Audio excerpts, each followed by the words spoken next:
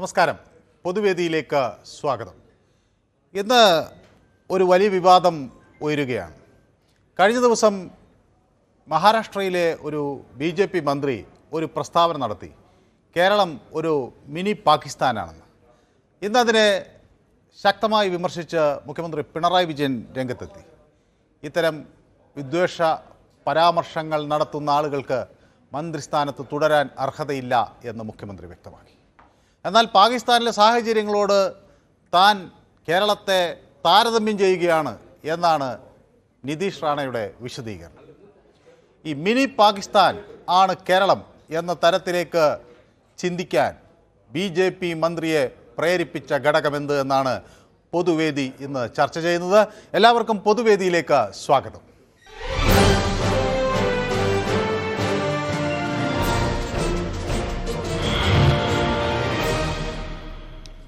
ശ്രീ കുഞ്ഞാമതാണ് എനിക്കിപ്പം ആദ്യം ചേരുന്നത്. ശ്രീ കുഞ്ഞാമത്, ഇത് തുടരെ വരുന്നൊരു പ്രസ്താവനയാണ്. കേരളത്തെ എന്തോ പാകിസ്ഥാൻ അല്ലെങ്കിൽ തീവ്രവാദ ശക്തികളുടെ കേന്ദ്രം എന്നൊക്കെ തരത്തിൽ ഇങ്ങനെ പറഞ്ഞ് പ്രചരിപ്പിക്കുന്നു. അതുകൊണ്ടാണ് കേരളത്തിൽ ഇങ്ങനെ ആളുകൾ ഉള്ളത് എന്നൊക്കെയുള്ള, അല്ലെങ്കിൽ ഈ ചില രാഷ്ട്രീയ സാഹചര്യങ്ങൾ ഉള്ളത് എന്നൊക്കെയുള്ള വിമർശനങ്ങൾ ഒരു വശത്ത് ഉയർത്തുന്നു. ഇതൊക്കെ എന്താണ് സൂചിപ്പിക്കുന്നത്? എന്ത് സൂചനയാണ് ശ്രീ കുഞ്ഞഹമ്മദിന് ഇതിൽ നിന്ന് ലഭിക്കുന്നത്? നമസ്കാരം സാർ. നമസ്കാരം. എനിക്കിന്ന് വേറൊരു കാര്യം പറയാൻ നിങ്ങളോട്. നമ്മളുടെ സഹോദരൻ MLA ജയിലിൽ കഴിയുന്ന നിമിഷപ്രിയ, അവളെ മോചിപ്പിക്കാൻ വേണ്ടി കേരളത്തിലെ 20 MP പ്രധാനമന്ത്രിയോടൊന്ന് ആവശ്യപ്പെടണം. അല്ല, അത് കേന്ദ്ര സർക്കാർ കൊണ്ടുവരണം. അല്ല, അതിൽ കേന്ദ്ര സർക്കാർ ഇന്ന് ചർച്ച വന്നു. വിദേശകാര്യ വക്താവിനോട് ഈ വിഷയം ചോദിച്ചു. അല്ല, അത് കൊണ്ടുവന്നേ, അത് അവര് ഇതിപ്പോ ബ്ലഡ് മണി ചർച്ചകൾ ആണ് അതിൽ ഉയരുന്നത്. അതിനുവേണ്ടിയൊക്കെ കുടുംബവും പറയട്ടെ. ഇതെന്താണ് ഈ കുഞ്ഞാമത്? അത് പറയട്ടെ. അതിനുവേണ്ടിയുള്ള നീക്കങ്ങൾ നടത്തി അതിൽ കേന്ദ്ര സർക്കാർ ഇടപെടുന്നു എന്ന് കേന്ദ്ര വിദേശകാര്യ മന്ത്രാലയത്തിന്റെ വക്താവ് വ്യക്തമാക്കി. ഇനി എന്താ ചെയ്യണ്ടേ? വ്യക്തമാണ്. ശ്രദ്ധയപ്പെടുത്തുന്ന MP അതാ പറയുന്നത്, നിങ്ങളെ കുറ്റം പറയല്ല. MP ശ്രദ്ധയിൽപ്പെടുത്തി. ആ വിഷയം കേന്ദ്ര സർക്കാർ ഗൗരവമായി പരിഗണിച്ചുകൊണ്ടിരിക്കുകയാണ്. നമുക്ക് ഇതൊരു വേറൊരു രാജ്യമാണ്. MLA രാഷ്ട്രീയ സാഹചര്യം താങ്കൾക്ക് അറിയാമല്ലോ. അവിടുന്ന് ഇനിയിപ്പോൾ അവിടുത്തെ പാകിസ്ഥാന്റെ കാര്യം ചർച്ചയെ പറ്റി എനിക്ക് പറയാനുള്ളതാണ്. കേരളം ഒരു മതനിരപേക്ഷ രാജ്യമാണ്. വ്യക്തമാണ് താങ്കളുടെ അഭിപ്രായം. ശ്രീ ഉണ്ണികൃഷ്ണൻ വിളിക്കുന്നത് പോത്തങ്കോട് നിന്നാണ്. ശ്രീ ഉണ്ണികൃഷ്ണൻ, താങ്കൾക്ക് എന്ത് തോന്നുന്നു? വിജയരാഘവൻ പണ്ട് ഇതുപോലെ സമാനമായൊരു പ്രസ്താവന നടത്തിയിരുന്നു.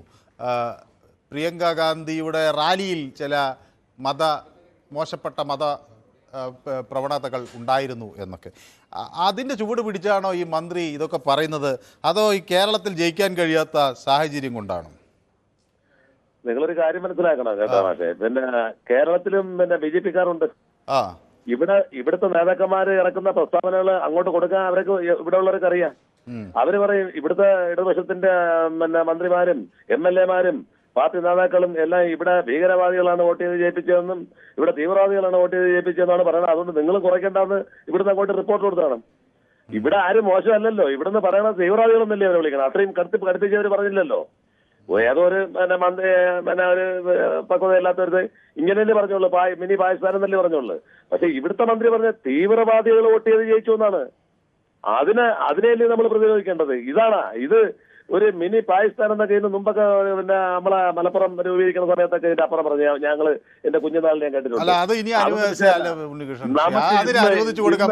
ഇത് മിനി പാകിസ്ഥാനല്ല, ഇത് യഥാർത്ഥ ഇന്ത്യയാണ് എന്ന് പറയാനുള്ള ഒരു ഉത്തരവാദിത്തമാണ് നമ്മൾ കാണിക്കുന്നത്. ഇത് മിനി പാകിസ്ഥാനാണ്. ഇവിടെ മനുഷ്യർ സ്നേഹത്തോടെ ജീവിക്കുന്ന ഈ ഇടം മിനി പാകിസ്ഥാനാണ്. ഇതെങ്ങനെയാണ് മിനി പാകിസ്ഥാൻ? നമ്മളല്ലേ തീരുമാനിക്കണം. നമ്മളെ കേരളം എങ്ങനെ ആവണമെന്നുള്ളത് നമ്മളാണ് തീരുമാനിക്കുന്നത്. അവനൊക്കെ പറഞ്ഞിട്ടൊക്കെ പോകാൻ നമ്മളെ മനസ്സിലുണ്ട്.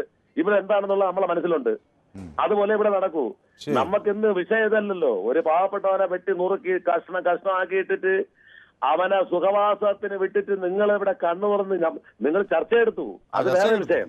ഞങ്ങൾക്ക് പ്രതികരിക്കണം. ഞങ്ങൾക്ക് പൊതുജനങ്ങളായിട്ടുള്ള ആൾക്കാർക്ക് പ്രതികരിക്കാൻ പറ്റുന്ന ഏക ഒരു പ്രസ്ഥാനം എന്ന് പറയുന്നത് ഇപ്പം ന്യൂസ് 18 ചാനലാണ്.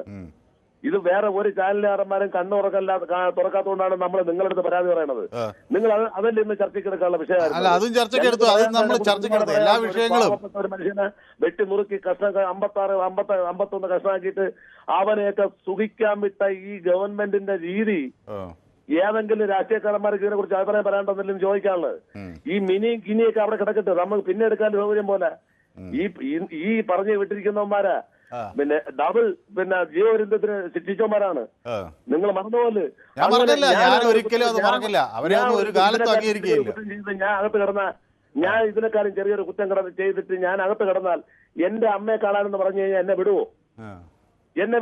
ഞാനും ഈ നാട്ടിലെ പൗരനാണ്. എല്ലാവരും നെഞ്ചെടുപ്പുണ്ട്, വിറയ്ക്കും, പേടിച്ച് വിറച്ച് പിന്നെ ഇവൻ നാക്കെടുത്ത് കഴിഞ്ഞാൽ കട്ടയും പടവും മടങ്ങിപ്പോവും. അതുകൊണ്ടാണ് ഈ തോന്നിവാസം കാണിക്കുന്നത്. നിങ്ങൾ എടുക്കേണ്ടത് ഇതായിരുന്നു. നോക്കിയോ, ഇതിന്റെ പുറകെ വരുന്ന എല്ലാവരും പറയുന്നത് ഈ വിഷയമായിരിക്കും. ഇല്ലെങ്കിൽ നിങ്ങൾ എന്നെ നാളെ എന്റെ കോൾ എടുക്കുന്നത് ഞാൻ ജനങ്ങൾക്ക് പറയാൻ തന്നെയാണ് പൊതുവേദി, അവർക്ക് പറയാനുള്ള അഭിപ്രായങ്ങൾ പറയട്ടെ. അങ്ങനെ എം എം മണി കുറച്ചു നേരത്തെ ഇന്നലെ പറഞ്ഞു വെച്ചായിട്ടില്ലേ, ഇതൊക്കെ എന്തോന്ന് ഒരു മരിച്ച ഒരു അവന്റെ ജീവിതകാലം മുഴുവൻ സമ്പാദിച്ച പണം കൊണ്ടുവന്ന് ഒരു ബാങ്കിൽ ഇട്ടിട്ട് പറയാണ് അവന് പ്രാന്തായിരുന്നു തൂങ്ങിച്ചാവാൻ. ഇതൊക്കെ എന്തോന്ന് കേന്ദ്രമന്ത്രി പറയണേ? കേന്ദ്രമന്ത്രി എന്ന് പറഞ്ഞാൽ അങ്ങനെയെങ്കിലും വിചാരിക്കുക. ഒരു എം എം മണി പറഞ്ഞാണ് ഒരു ജീവിതകാലം മുഴുവൻ കഷ്ടപ്പെട്ട പണം കൊണ്ടുവന്ന് ബാങ്കിൽ ഇട്ടപ്പോ അവന് തൂങ്ങിച്ചാവാൻ പ്രാന്തായിരുന്നു എന്ന് പറഞ്ഞവനാണ് ഇവിടുത്തെ ഒരു മന്ത്രി MLA. വ്യക്തമാണ്, ഏതായാലും വ്യക്തമാണ്. മൊയ്തീൻ കുഞ്ഞ് വിളിക്കുന്നത് കായംകുളത്ത് നിന്നാണ്. ശ്രീ മൊയ്തീൻ കുഞ്ഞ്, ഇത് ഇന്ന് BJP മന്ത്രി മഹാരാഷ്ട്രയിലൊരു അദ്ദേഹത്തിൻ്റെ ന്യായീകരണവുമായി വന്നിട്ടുണ്ട്. പാകിസ്ഥാനെ അവിടുത്തെ സാഹചര്യങ്ങളെ ഈ കേരള സാഹചര്യങ്ങളോട് ഈ ലോകത്ത് ഇത്രയും ജാതിയും മതവും ഉണ്ട്. ആരെങ്കിലും പറഞ്ഞിട്ടുണ്ടോ ഒരു ഹിന്ദു ആയ ഒരാള് ഹോസ്പിറ്റലിൽ അഡ്മിറ്റ് ആയി കഴിയുന്നേ എനിക്ക് ഹിന്ദുവിന്റെ ബ്ലഡ് മതി, മുസ്ലിമിന്റെ വേണ്ട, അല്ലെങ്കിൽ ക്രിസ്ത്യാനിയുടെ വേണ്ട എന്ന് പരസ്പരം പറയുന്നുണ്ടോ? അല്ല, ഞാൻ ചോദിക്കുന്നത് ഇവിടെ ഈ രാജ്യവിരുദ്ധ ശക്തികളാണ് എന്നൊക്കെ BJP മന്ത്രി ധരിക്കുന്നത് എന്ത് അടിസ്ഥാനത്തിലായിരിക്കും? ഇവിടുന്ന് റിപ്പോർട്ട് കൊടുത്തിട്ടാണോ, അത് നമ്മളുടെ തന്നെ ചില ആളുകൾ നടത്തുന്ന നിരുത്തരവാദപരമായ പ്രസ്താവനകൾ ശ്രദ്ധയിൽപ്പെട്ടിട്ടാണോ? എന്തുകൊണ്ടായിരിക്കാം ഇങ്ങനെ ഒരു ധാരണ വരുന്നത്? ഈ കേന്ദ്രം ഇത് മറ്റുള്ള ആൾക്കാരുടെ പ്രസ്താവനയുടെ അടിസ്ഥാനത്തിലാണ് ഇത് വരുന്നത്. അല്ലാതെ കണ്ട് ഒരാളിന്റെ സ്വന്തം അഭിപ്രായത്തിൽ ഇത് വരുന്നില്ല. ഒന്നാമത്തെ കാരണം എന്ന് പറയുന്നത് വ്യക്തമാണ് താങ്കളുടെ അഭിപ്രായം. ശ്രീ മണി എന്നൊരു പ്രേക്ഷകൻ നമുക്കൊപ്പം ചേരുന്നുണ്ട്. ശ്രീ മണി. ഹലോ. ശ്രീ മണി എവിടുന്നാണ് വിളിക്കുന്നത്? തൃക്കാക്കരയിൽ നിന്നാണ് വിളിക്കുന്നത്. ശ്രീ മണി, ഈ പ്രിയങ്ക ഗാന്ധിയുടെ തെരഞ്ഞെടുപ്പ് വിജയം കുറേ കാലമായി ചർച്ചയിലാകുന്നു, കുറേയായി അതിന് വിവാദങ്ങളൊക്കെ വരുന്നു. ഇപ്പം അത് മഹാരാഷ്ട്രയിലും പറയുകയാണ്. അവിടെ ഇവരൊക്കെ പോയി അവിടെ മത്സരിക്കുന്നു. അതിന് കാരണം അവിടെയൊക്കെ മിനി പാകിസ്ഥാനാണ്. അതുകൊണ്ടാണ് കോൺഗ്രസ് നേതാക്കളായ രാഹുൽ ഗാന്ധിക്കും പ്രിയങ്ക ഗാന്ധിക്കും ഒക്കെ കേരളത്തിൽ ജയിക്കാൻ കഴിയുന്നത്. അതിന് ശ്രീ മണി എങ്ങനെയാണ് തൃക്കാക്കരയിൽ നിന്ന് ഈ വിഷയത്തെ കാണുന്നത്? ഒരു പരിധി വരെ അത് ശരിയാണ്. കാരണം ഇവിടെ നടന്ന സംഭവങ്ങളൊക്കെ നോക്കുമ്പോൾ കുറെ അങ്ങനെ ഉണ്ട്. കാരണം ഇവിടുന്ന് സിറിയയിലൊക്കെ ആട് നയിക്കാൻ പോയതും കാശ്മീരിൽ ഭാരത സൈന്യത്തിന് നേരെ യുദ്ധം ചെയ്യാൻ പോയതും അല്ല, തീവ്രവാദികൾ രാജ്യവിരുദ്ധ ശക്തികളൊക്കെ ഇന്ത്യയിൽ എമ്പാടുമില്ലേ? അതുപോലെയല്ലേ കേരളത്തിലുള്ളൂ? കേരളത്തിൽ കുറച്ച് കൂടുതലാണ്. അതുകൊണ്ട് മിനി പാകിസ്ഥാൻ എന്ന് പറയാൻ 3.5 കോടി ജനമുള്ള കേരളത്തിൽ ഇത് എത്ര? ഒരു പരിധി വരെ ശരിയാണ്, കുറെ ഭാഗം ശരിയാണ്. എന്ത് ശരി? 1921 ഇവിടെ ആവർത്തിക്കുമെന്നും പറഞ്ഞ് ആ വേഷങ്ങളൊക്കെ കെട്ടിക്കൊണ്ട് പെരുമ്പാവൂർ ഒരു പ്രകടനം ജാഥയൊക്കെ നടത്തിയായിരുന്നല്ലോ. അങ്ങനെയുള്ള ചിന്താഗതിയുള്ള കുറച്ചു പേരുണ്ട്. അതുകൊണ്ടാണ് ഇങ്ങനെ ചിലര് പറയുന്നത്. കുറച്ചു പേരെന്ന് അല്ല, രാജ്യവിരുദ്ധ ശക്തികൾ മഹാരാഷ്ട്രയിലില്ലേ? ഉണ്ട്, എല്ലാ സ്ഥലത്തും ഉണ്ട്. ഇന്ത്യ മുഴുവനും ഉണ്ട്, ഇന്ത്യക്ക് വെളിയിലും ഉണ്ട്. പക്ഷെ ഇവിടെ ഈ കേരളത്തെ നോക്കി ഇങ്ങനെ ഇതെല്ലാം വർഗീയവാദികളാണ് അല്ലെങ്കിൽ എത്ര രാജ്യസ്നേഹികളുണ്ട്. പക്ഷെ അതിന്റെ അകത്ത് കുറച്ച് അങ്ങനെ കുറച്ച് ഒരു പേരിലുണ്ടാവുന്ന 1, 2, 3 രാജ്യവിരുദ്ധ ശക്തികൾ എല്ലായിടത്തും ഉള്ളതുപോലെ കേരളത്തിലുണ്ട്. ഞാൻ ഇല്ലെന്ന് പറയുന്നില്ല. ഈ തീവ്രവാദം വളർത്താനുള്ള സാഹചര്യം ഒരുക്കിയിട്ടുണ്ട്. കേരളം ഒരുക്കിയോ? കേരളത്തിലെ ഭരണാധികാരികൾ മാറി വന്ന ഭരിച്ചവർ ഈ കാര്യങ്ങൾക്ക് സഹായം ചെയ്തു കൊടുത്തിട്ടുണ്ട്. തീവ്രവാദം നടത്താനോ? ഞാനതൊക്കെ വിശ്വസിക്കില്ല. കേരളത്തിലെ ഭരണാധികാരികൾ മാറി വന്നവർ തീവ്രവാദത്തിന് ഒത്താശ ചെയ്തു കൊടുത്തുന്നു. അല്ല, PFIയുടെ ഫണ്ട് അവരുടെ സ്വത്ത് ജപ്തി ചെയ്യാൻ പറഞ്ഞപ്പോ പിണറായി വിജയൻ എന്തായിരുന്നു പറഞ്ഞത്? ആരുടെ സ്വത്ത്? അതിപ്പോ കുറെ ജയിലിൽ കിടക്കണല്ലേ. ഈ ഫൈൻ അറസ്റ്റ് ചെയ്ത ആൾക്കാർ രാജ്യവിരുദ്ധ ശക്തികളെ. അപ്പൊ ഇത് ഇങ്ങനെയൊക്കെയുള്ള കുറെ കാര്യങ്ങൾ ഉണ്ടല്ലോ. എല്ലാവരും അങ്ങനെയൊന്നും അല്ല. രാജ്യസ്നേഹികൾ അനവധി ഇന്ത്യ കൂടുതൽ. എന്താ എനിക്കത് എത്ര അങ്ങോട്ട് മനസ്സിലാകുന്നില്ല. കേരളം ഒരു തീവ്രവാദ ശക്തികളുടെ വിളനിലമാണെന്നൊക്കെ പറഞ്ഞു വയ്ക്കുമ്പോൾ അതിലെന്തെങ്കിലും കാര്യമുണ്ടോ അതെനിക്കറിയില്ല. രാജൻ കൊല്ലത്ത് നിന്ന് ചേരുന്നു. ശ്രീ രാജൻ, താങ്കൾ എങ്ങനെയാണ് കാണുന്നത്? മുഖ്യമന്ത്രി പറയുന്ന ഒരു കാര്യമുണ്ട്, ഇത് കേരളത്തെ അടിസ്ഥാനപരമായി അത് ഒരു വിദ്വേഷ പ്രസംഗത്തിലൂടെ അപകീർത്തിപ്പെടുത്താനുള്ള ഒരു നീക്കമാണ്, വിദ്വേഷങ്ങളിലൂടെ ഒറ്റപ്പെടുത്താൻ കഴിയില്ല എന്ന് മുഖ്യമന്ത്രി പറയുന്നു.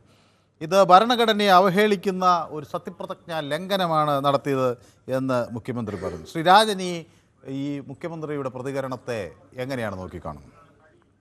ഞാൻ പറയുന്നതിന് വരെ പ്ലീസ് ഒരു അഭിപ്രായം പറയാം സാർ. ഞാൻ പറഞ്ഞതിന് ശേഷം സാർ എന്തോ പറയുന്നു, അത് ഇനി ഞാൻ പ്രൈവറ്റായിട്ട് വല്ലോ എന്നെ വിളിച്ച് ഉപദേശിക്കുകയോ ചെയ്താൽ ഞാൻ കേൾക്കണം. പക്ഷെ ഞാൻ പറയുന്നതിന്റെ ഇടയ്ക്ക് പറയരുത് പ്ലീസ്.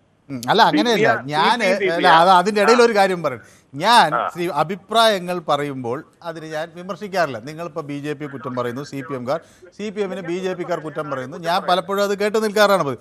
പക്ഷേ ഇതെന്തായാലും വേറൊരു പ്രശ്നം എന്ന് വെച്ചാൽ, എന്നെ വ്യക്തിപരമായി അധിക്ഷേപിക്കുമ്പോൾ, അല്ലെങ്കിൽ ഞാനൊരു രാഷ്ട്രീയ പാർട്ടിയുടെ ആളാണ്, കമ്മിയാണ്, കൊങ്ങിയാണ്, സംഘിയാണ് എന്നൊക്കെ പറയുമ്പോൾ എനിക്കല്ല എന്ന് പറയാൻ ഏക അവസരം ഇതേ ഉള്ളൂ. ഇപ്പം നമുക്കൊക്കെ CPM-ന് പറയട്ടെ, ഇത് കണ്ടോ, ഇതാണ് പ്രശ്നം. ഇപ്പം നമുക്ക് CPM-നെ ഇപ്പം നമ്മളൊക്കെ എല്ലാവർക്കും വിമർശിക്കാം. CPM-ന് അതിന് മറുപടി പറയാൻ ഒട്ടനവധി വേദികളുണ്ട്. അവർക്ക് അവരുടെ പത്രമുണ്ട്, അവരുടെ ചാനലുണ്ട്, അവർക്ക് പൊതുയോഗങ്ങളുണ്ട്, ഇതുണ്ട്. BJP-ക്കും സമാനമായ ഉണ്ട്. എന്നെ സംബന്ധിച്ചിടത്തോളം എനിക്കാകെയുള്ള ഈ 1 മണിക്കൂറാണ് പ്രേക്ഷകരുടെ മുന്നിൽ എന്നെ വ്യക്തിപരമായോ അല്ലെങ്കിൽ ഞാൻ മറുപടി പറയേണ്ടതായോ കാര്യങ്ങളിൽ ഞാൻ കേട്ടു നിൽക്കുമ്പോൾ അവർ വിചാരിക്കും ശരിയാണല്ലോ, ഇയാളെ ഇങ്ങനെ ഒരു പാർട്ടിയുടെ ആളാണ് എന്ന് പറഞ്ഞപ്പോൾ അയാൾ ഒരു അക്ഷരം മിണ്ടിയില്ലല്ലോ, അപ്പോഴതാണ് എന്നങ്ങ് തെറ്റിദ്ധരിച്ചു പോകും. അതുകൊണ്ടാണ് ഞാൻ ആ ഘട്ടങ്ങളിൽ ഇടപെടുന്നത്. അല്ലാതെ നിങ്ങൾക്ക് ഉള്ള രാഷ്ട്രീയ അഭിപ്രായം പറയാൻ ഞാൻ ഇടപെടുന്നില്ല. പിന്നെ ചില കാര്യങ്ങൾ എനിക്കും കൂടി അറിയാൻ വേണ്ടി, ഒരു വ്യക്തതയ്ക്ക് വേണ്ടി ഞാൻ കാര്യങ്ങൾ ചോദിക്കും. നമുക്ക് അങ്ങോട്ടും ഇങ്ങോട്ടും അറിയണ്ടേ?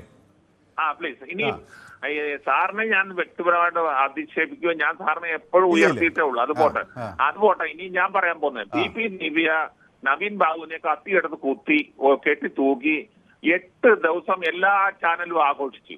പക്ഷേ ഇവിടെ വയനാട്ടില് IC ബാലകൃഷ്ണൻ ഇപ്പൊ 4 or 5 പേരുടെ ഇന്ന് കാശ് വാങ്ങിച്ചിട്ടുണ്ടെന്നാണ് ഇപ്പൊ കേൾക്കുന്നത്. വിജയനും മകനും മരിച്ചു, ആത്മഹത്യ ചെയ്തു. ഒറ്റ ചാനൽ ചർച്ചയ്ക്ക് എടുത്തില്ല. ഇതാണ് പറയുന്നത്. അല്ലാത്ത കാര്യം പറയും. പിന്നെ എങ്ങനെ ഞാൻ ഇവിടെ നിന്നിട്ട് പറഞ്ഞു ചർച്ചയ്ക്ക് എടുത്തില്ല എന്ന് സമ്മതിച്ചു തരാൻ പറ്റുമോ? ചർച്ചയ്ക്ക് എടുത്തുന്നേ സാറ് നിങ്ങളെടുത്തു. പക്ഷേ നമ്മുടെ വേശ്യാനെറ്റും അവരെ പറ്റി മറ്റു ചാനലുകളെ പറ്റി പറയാൻ പറ്റില്ല. അവർക്ക് ഞാൻ പറഞ്ഞിട്ട് IC ബാലകൃഷ്ണനെ ഇപ്പൊ രക്ഷിക്കാൻ വേണ്ടി കൊണ്ടുപിടിച്ച് ഓട്ടം. അവിടുത്തെ DCCയുടെ സെക്രട്ടറി ഇപ്പം ജയിലിലാണ്. ഇവർ പൈസ വാങ്ങിച്ചിട്ട് ജോലി കൊടുത്തില്ല എന്ന് പറഞ്ഞു. അപ്പൊ അങ്ങനെയുള്ള ഒരു സ്ഥിതിയില് ഒരു കുഞ്ഞുങ്ങൾക്ക് ഒരു പ്രശ്നമില്ല. ബാക്കി 51 വെട്ടുവെട്ടി, 26 വെട്ടുവെട്ടി, അമ്മ കരഞ്ഞു. പിന്നെന്താ പെരിയായിൽ എന്തോന്നാ മറ്റേ പിള്ളേരുടെ അമ്മ കരയുന്നു, അതിന് സങ്കടം സഹിക്കാൻ വയ്യ. ഇവരുടെ ഒന്നും അമ്മമാരില്ലേ? അവര് വിജയന്റെ ഭാര്യ ചിരിക്കുകയായിരുന്നു ഇന്നലെ.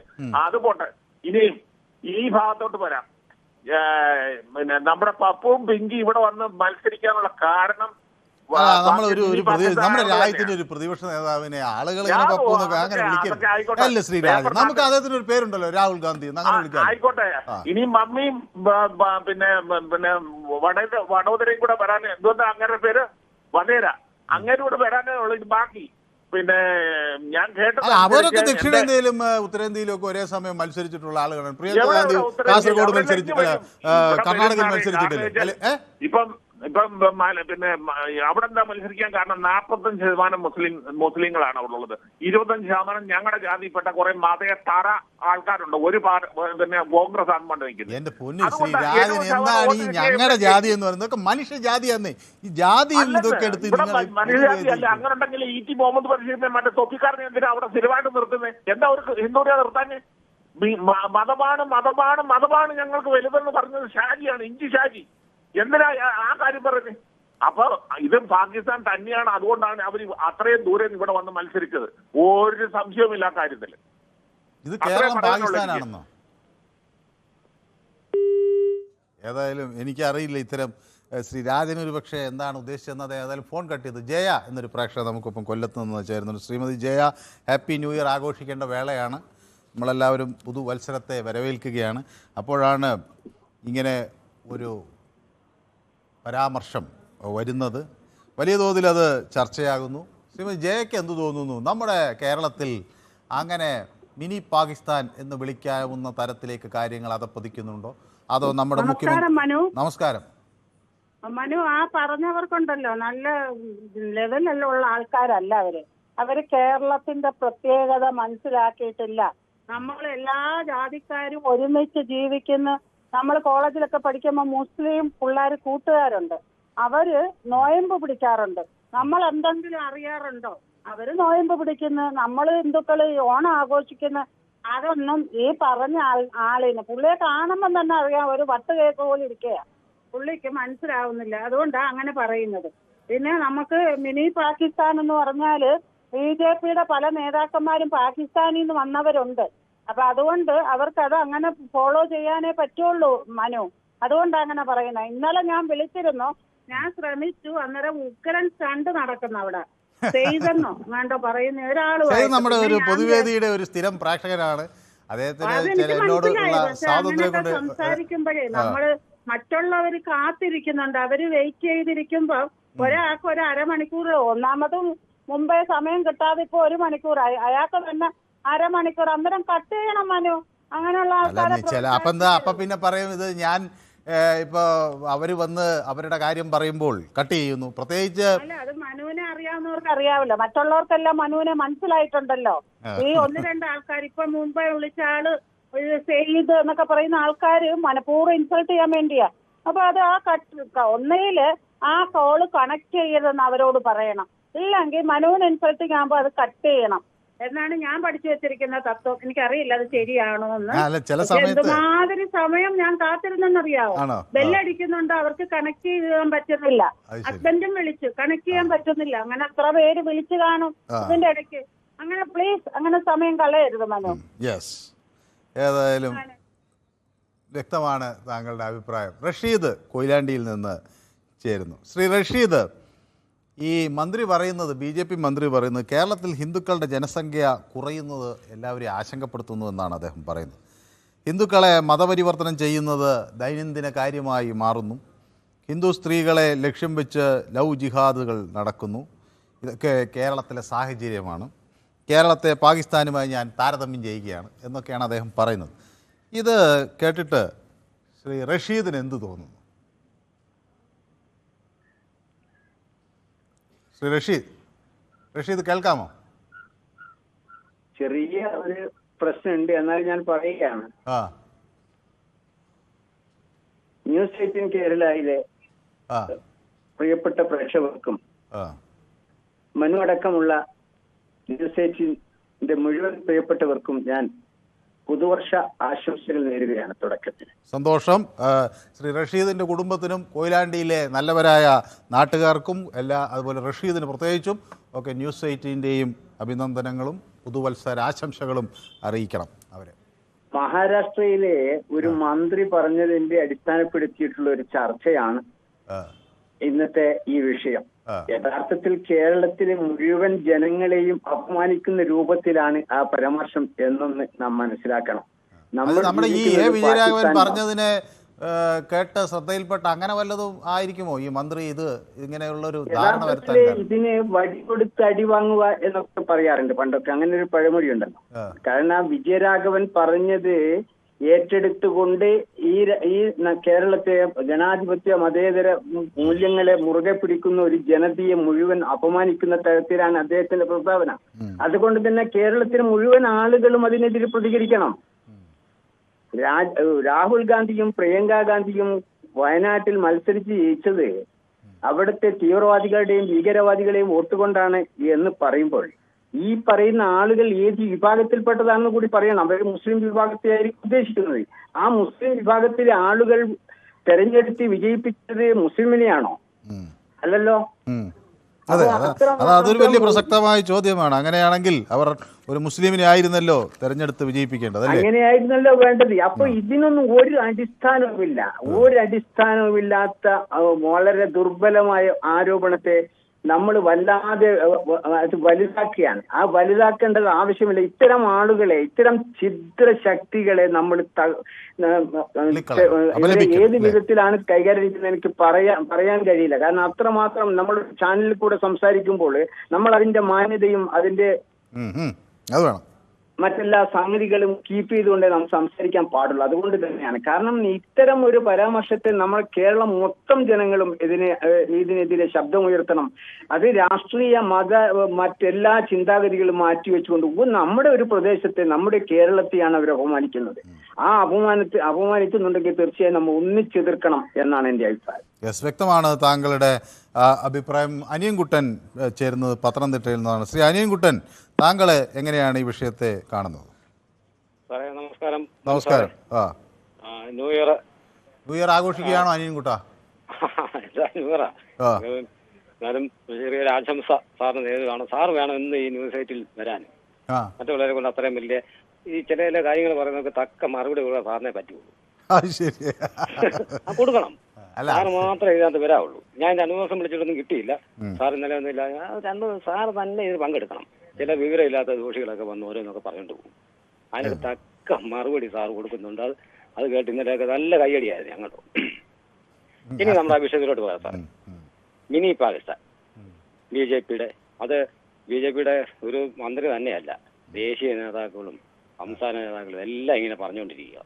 മുസ്ലിങ്ങൾക്ക് ഹിന്ദുക്കൾക്ക് ജനസംഖ്യ കുറവ്, മറ്റേത് മറിഞ്ഞ ഇതൊക്കെ വിളിച്ച് പറയേണ്ട വല്ല കാര്യമുണ്ടോ? അതിൻ്റെ ഇപ്പോൾ മുസ്ലിങ്ങൾ എന്ത് പഠിച്ചു, ക്രിസ്ത്യാനികൾ എന്ത് പഠിച്ചു, മറ്റുള്ള വിഭാഗങ്ങൾ എന്ത് പഠിച്ചു? ഇവരുടെ കഴിവല്ലേ നോക്കേണ്ടത്. ഇവർക്ക് കഴിവില്ല മറ്റുള്ളവരെ കുറ്റം പറയുന്ന കാര്യമുണ്ടോ? പിന്നെ രാഹുൽ ഗാന്ധി പ്രിയങ്ക അവിടെ ജയിച്ചത് മതേതര വോട്ട് കൊണ്ടാണ്. മതേതര വോട്ട് കൊണ്ടാണ് ജയിച്ചത്. അല്ല ഇവിടുത്തെ BJPയുടെ വോട്ട് കിട്ടിയിട്ടുണ്ട്, കമ്മ്യൂണിസ്റ്റിന്റെയും എല്ലാവരും വോട്ട് കിട്ടിയിട്ടുണ്ട്. മുസ്ലിങ്ങളുടെയും ഹിന്ദുക്കളുടെയും ക്രിസ്ത്യാനിയുടെയും അടിയാധികാരന്റെയും എല്ലാവരും വോട്ട് കിട്ടിയാണ് പ്രിയങ്ക ഗാന്ധി അവിടെ ജയിച്ചത്. അതിനിപ്പം കണ്ണ് കടച്ചിട്ട് കാര്യമുണ്ടോ? വിവരമില്ലാത്തവർ പറയുന്ന മുമ്പേ സാറ് രാജൻ കൊല്ലോ വ്യക്തിപരമായ വിഷയത്തിലേക്ക് ഹാപ്പി ന്യൂ ഇയർ തക്ക മറുപടി സാർ കൊടുത്തതിന് വളരെ നന്ദിയുണ്ട്. ഇങ്ങനെയുള്ള പുടുക്കുത്തിനെയൊക്കെ വിളിച്ച് അന്നേരം സാറും മറുപടി കൊടുക്കുന്നതുകൊണ്ട് സാർ തന്നെ യൂണിവേഴ്സിറ്റി പങ്കെടുക്കണം. അത് ഞാൻ പ്രത്യേക അഭിനന്ദനം സാറിനെ അറിയിക്കുകയാണ്. യെസ്, സന്തോഷം. Happy new year. വളരെ നന്ദി വിളിച്ചതിന്. ചില പ്രേക്ഷകർ യൂട്യൂബിൽ അവരുടെ പ്രതികരണങ്ങൾ പങ്കുവയ്ക്കുന്നത്. സന്തോഷ് കുമാർ പിള്ളை പറയുന്നത് ഈ മാപ്രകൾക്ക് എച്ചിൽ കിട്ടുന്നു എന്നാണ്. മാപ്രകൾക്കാണ് എച്ചിൽ കിട്ടുന്നത്. നമ്മുടെ സംസ്ഥാനത്തെ മിനി പാകിസ്ഥാൻ എന്ന് വിളിക്കുമ്പോൾ ആ എച്ചിൽ കണ്ടു കൊതിക്കാൻ ഒരു തരത്തിലും സാധ്യമല്ല. അത് ഒരു ശരിയായ രീതിയല്ല എന്ന് പറഞ്ഞ് തിരുത്തുകയും വേണം. മതേതര ഇന്ത്യയുടെ മതേതര മുഖമാണ് കേരളം. അങ്ങനെ തന്നെ ആകണം കേരളം. സൗഹാർദ്ദത്തോടെ സ്നേഹത്തോടെ എല്ലാ വിഭാഗം ആളുകളും കൈകോർത്ത് പിടിച്ച് ഉന്നമനത്തിനായി പൊരുതുന്ന ഒരു നാടായി ഈ കേരളം മാറണം. നമ്മുടെ കരുത്താണ് പ്രവാസികൾ. അവർ പലയിടങ്ങളിൽ നിന്ന് നമുക്ക് അയക്കുന്ന പണവും കേരളത്തിൻ്റെ വികസനത്തിനായി വരുന്നു. അങ്ങനെയുള്ള ആളുകൾ ഈ നാട് വിട്ട് വേറെ മണലാരണ്യങ്ങളിലും അതുപോലെ മറ്റിടങ്ങളിലും കിടന്ന് കഷ്ടപ്പെടുമ്പോൾ അവർ ജാതിയും മതവും ഒന്നും നോക്കാതെ നടത്തുന്ന ആ സേവന പ്രവർത്തനങ്ങൾ, കേരളത്തിൽ നിന്നൊരു വലിയ വിഭാഗം ആളുകൾ സൈന്യത്തിൽ ജോലി ചെയ്യുന്നു. അവർ നടത്തുന്നത് ഈ ജാതിയും മതവും നോക്കാതെയുള്ള നീക്കം. അതേപോലെ തന്നെ നഴ്സിംഗ് മേഖലയിൽ കേരളത്തിൻ്റെ സംഭാവന അറിയാത്തവരുണ്ടാകില്ല.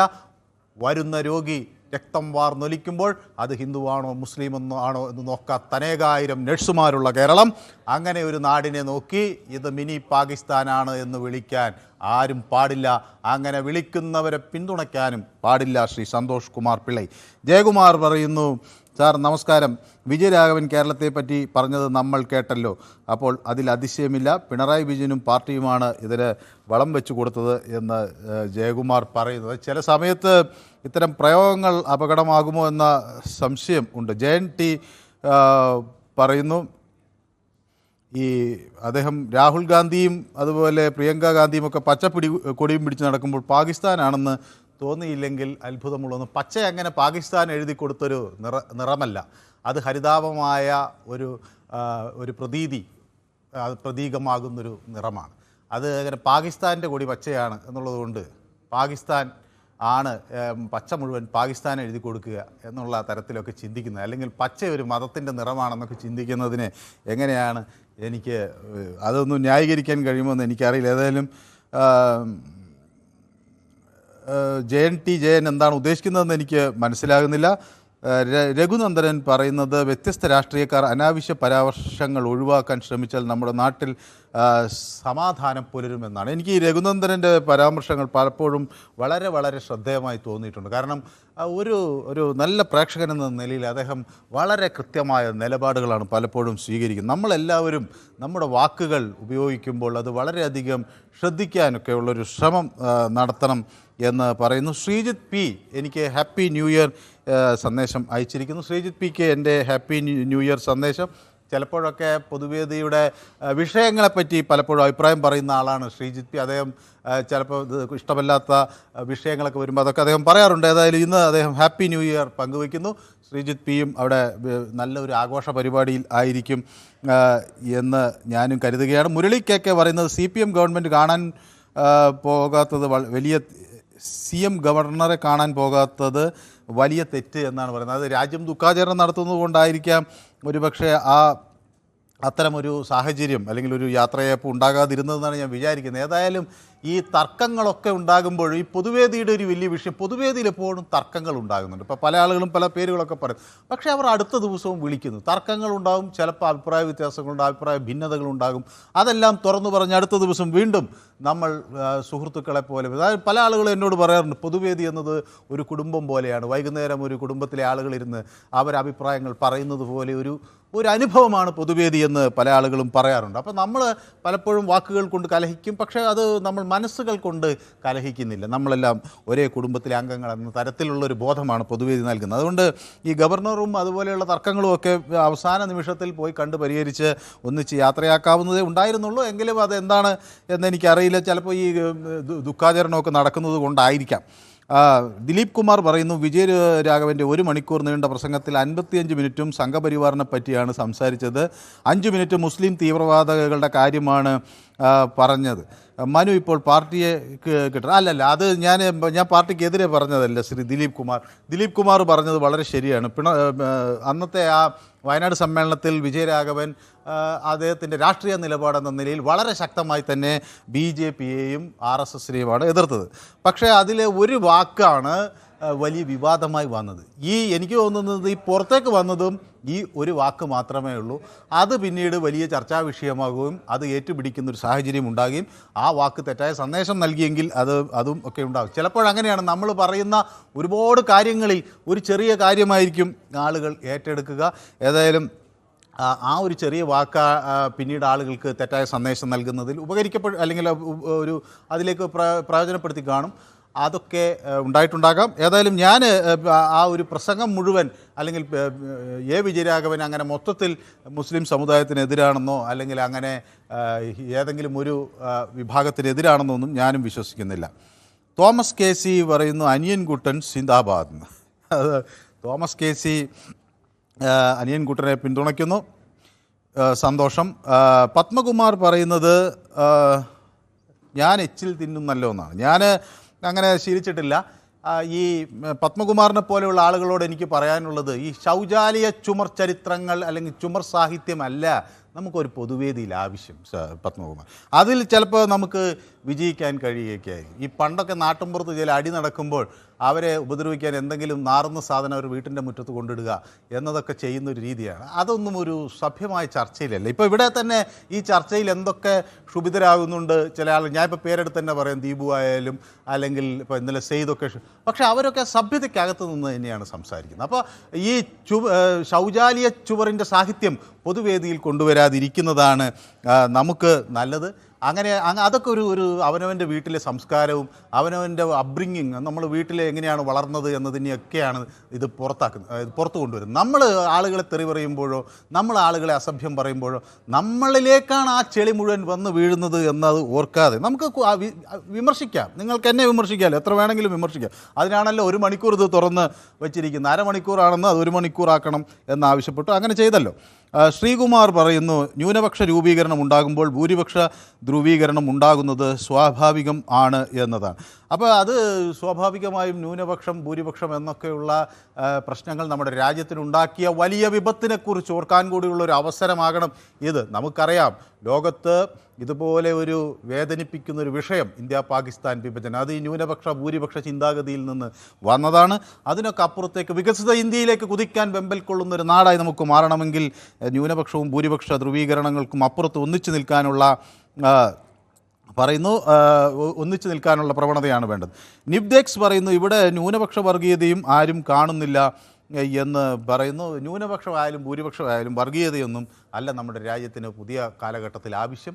പുതിയ കാലഘട്ടത്തിന് യുദ്ധവും പരസ്പര വിദ്വേഷവും അല്ല ആവശ്യം. പുതിയ കാലഘട്ടത്തിന് വികസനവും അതുപോലെ നന്മയുമാണ് ആവശ്യം. കുട്ടികൾ സ്കൂളുകളിലേക്ക് നടക്കുന്ന, വയോവൃദ്ധർക്ക് ആശുപത്രികളിൽ നല്ല ചികിത്സ ലഭിക്കുന്ന, യുവാക്കൾക്ക് തൊഴിലുണ്ടാകുന്ന, കുടുംബങ്ങളിൽ സന്തോഷം വിളയാടുന്ന ഒരു ഇന്ത്യയാണ് നമ്മളെല്ലാവരും ആഗ്രഹിക്കുന്നത്. അടുത്ത കോളർ എന്നോടൊപ്പം ചേരുന്നത് ഗോപാലകൃഷ്ണനാണ്. ഗോപാലകൃഷ്ണൻ റാന്നിയിൽ നിന്നാണ് വിളിക്കുന്നത്. ശ്രീ ഗോപാലകൃഷ്ണൻ, നമസ്കാരം. ഹാപ്പി ന്യൂ ഇയർ ആഘോഷിക്കുന്ന തിരക്കിലാണോ? Happy new year. ഞാൻ നിങ്ങളുടെ ഈ വിഷയം നമ്മൾ എടുത്തത് വളരെ നല്ല കാര്യം തന്നെയാണ്. നമുക്കൊരു ചർച്ച ചെയ്യാൻ പറ്റുന്ന ഒരു കാര്യം തന്നെയാണ്. കാരണം ഇന്ന് കേരളത്തിലേക്ക് ഇവർ അടിച്ചുകൊണ്ടിരിക്കുന്ന ഈ വർഗീയതയൊക്കെ ജനങ്ങളിലെ എത്തിക്കുവാനും അതിന്റെ കാര്യങ്ങളൊക്കെ മനസ്സിലാക്കാനും സാധിക്കുന്ന ഒരു ചർച്ചയായത് കേട്ടോ. വളരെ നല്ലതായിട്ടുണ്ട്. ശ്രീ ഗോപാലകൃഷ്ണൻ എന്ത് ജോലിയാണ് ചെയ്യുന്നത്? പൊതുരംഗത്തുള്ള ആളാണ്. ഞാനിവിടെ നമ്മള് വണ്ടിയുടെ ഫീൽഡും കാര്യങ്ങളും ഒക്കെയാണ്. അപ്പം നമുക്കിത് മനസ്സിലാക്കുന്നത്, ഇന്ന് ആളിക്കത്തിക്കൊണ്ടിരിക്കുന്ന ഈ വർഗീയതയെ ഇവര് കേരളത്തിൽ കൊണ്ടുവന്ന് വളരെ രൂക്ഷമാക്കിക്കൊണ്ടിരിക്കുകയാണ്. വർഗീയതയെ ചെറുക്കാനുള്ള ഒരു ശ്രമം എല്ലാവരുടെ ഭാഗത്തും ഉണ്ടാകണം എന്നാണ് ഗോപാലകൃഷ്ണൻ ആഗ്രഹിക്കുന്നത്. അതെ അതെ അതെ, എതിർക്കാനുള്ള ഭാഗം നമ്മൾ എല്ലാവരും ഒറ്റക്കെട്ടായിട്ട് എതിർക്കണമെന്നാണ് നമ്മുടെ. കാരണം ഇതുകൊണ്ട് നമുക്ക് ഒരു രൂപയുടെ പ്രയോജനം പോലും ഇല്ല. കാരണം നമ്മുടെ ബിസിനസിനെ ആയാലും മറ്റു കാര്യങ്ങളെയൊക്കെ ബാധിക്കുന്ന കാര്യങ്ങളായത്. അപ്പം ഇത് നമ്മൾ ശക്തമായി എതിർക്കുക. ഇവർക്ക് ഇനിയും ഇവിടെ അവസരങ്ങൾ കൊടുക്കാതിരിക്കാനുള്ള ഏറ്റവും വലിയൊരു കാര്യമായി. ഇവർ തന്നെയാണ് ഇത് പൊട്ടിച്ചുകൊണ്ടിരിക്കുന്നത്. താങ്കളുടെ അഭിപ്രായം വ്യക്തമാണ്. വളരെ നന്ദി. അവിടെ നിന്ന് പ്രതികരിക്കും ഒരു അല്പനേരം കാത്തു നിൽക്കേണ്ടി വന്നു. അതിനും ഞാൻ നന്ദി പറയുന്നു. സന്തോഷ് വിളിക്കുന്നത് കാസർഗോഡ് നിന്നാണ്. Shri Santhosh yes, happy new year Shri Santhosh. ഈ കേരളത്തെ ഒരു പ്രത്യേക തരത്തിൽ ചിത്രീകരിക്കുന്ന ഒരു സാഹചര്യം മറ്റ് സംസ്ഥാനങ്ങളിൽ വളരുന്നു എന്ന് നമ്മൾ ഭയക്കേണ്ടതുണ്ടോ സന്തോഷ്? ഈ പ്രസ്താവന കേൾക്കുമ്പോൾ അങ്ങനെ ഉണ്ട് സാറേ. കാരണം ഇവിടുത്തെ രാഷ്ട്രീയക്കാർ തന്നെയാണ് അതിന് ഒരു വെടിമരുന്ന് ഇട്ട് കൊടുക്കുന്നത് തന്നെ. ഇത് ചർച്ച ചെയ്യാൻ ഇടവരുത്തുന്നത്, മറ്റുള്ള സ്റ്റേറ്റിലേക്ക് ചർച്ച ചെയ്യാൻ ഇടവരുത്തുന്നത് നമ്മളെ കേരളത്തിലുള്ള ജനങ്ങൾ തന്നെ, രാഷ്ട്രീയക്കാർ തന്നെയാണ്. കാരണം 10 വോട്ടിന് വേണ്ടിയിട്ട് അവർ ചെയ്യുന്ന പ്രവൃത്തിയാണ് ഇപ്പം മറ്റുള്ള സ്റ്റേറ്റിൽ അവർ പറയുന്നത്. കാരണം ഒരു പച്ചക്കൊടി കാണുമ്പോഴത്തേക്ക്, ഒരു പച്ചക്കളർ കാണുമ്പോഴത്തേക്ക് പാകിസ്ഥാനെ തെറ്റിദ്ധരിക്കുന്ന ഇവരുടെയൊക്കെ ആ മനസ്സെന്താണെന്ന് അറിയാത്തത്. കാരണം ഇതിനു മുമ്പേ ഇന്ത്യയും ദക്ഷിണാഫ്രിക്ക ലോകകപ്പ് നടക്കുമ്പോൾ അഹമ്മദാബാദിൽ വെച്ച് ലോകകപ്പ് നടക്കുമ്പോൾ ഗുജറാത്തിൽ നിന്ന് കുറെ ആളെ കൊണ്ടുപോയിട്ടുണ്ടായിരുന്നു. ആ ഗുജറാത്തിൽ നിന്ന് കൊണ്ടുപോയ ആൾക്കാരോട് അവിടുന്ന് മാധ്യമപ്രവർത്തകർ വെച്ച് ആര് ജയിക്കും അന്നേരം പറയാം പാകിസ്ഥാൻ തോക്കുമെന്നാ പറയുന്നത്. ആര് തോക്കുന്ന് പറയുന്നത്? കാരണം ഇന്ത്യയും ദക്ഷിണാഫ്രിക്കയാണ്. അവിടെ പച്ച കളർ കാണുമ്പോൾ പാകിസ്ഥാനായി തെറ്റിദ്ധരിക്കുന്ന ഒരുപാട് ആൾക്കാര് ഈ കഴിഞ്ഞ ലോകകപ്പിലുണ്ടായ സംഭവം അത്. കാരണം ഇതിനെക്കുറിച്ച് ഇവർക്കൊന്നും അറിയില്ല. പച്ച കാണുമ്പോൾ ഇവരുടെ ഇടയിലേക്ക് വർഗീയത കുത്തി നിറയ്ക്കുകയാണ്.